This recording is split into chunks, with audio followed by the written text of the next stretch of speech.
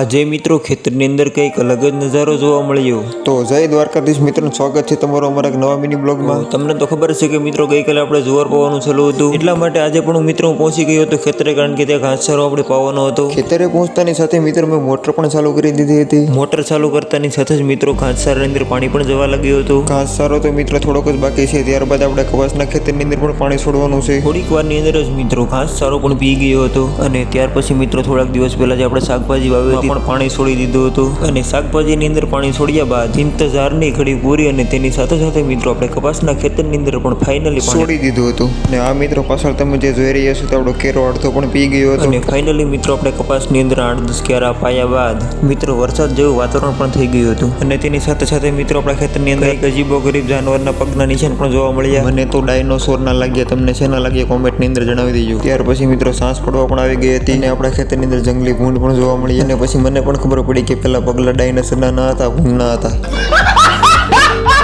અને તેની સાથે મિત્રો લાઇટ પણ જતી રહી હતી, અને સાંસ પડવા પણ આવી ગઈ હતી. એટલા માટે મિત્રો મળીએ કાલે નવા બ્લોગમાં.